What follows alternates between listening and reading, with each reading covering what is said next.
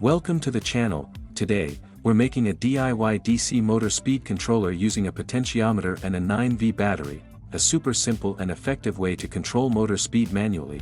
Here are the components used in the circuit: 9V battery, battery connector clip, potentiometer, DC motor. Let's quickly look at the circuit connections.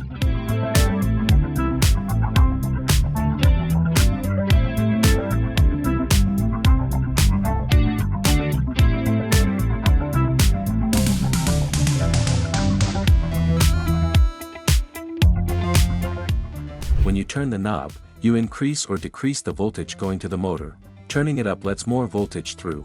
Motor spins faster. Turning it down reduces voltage. Motor slows down.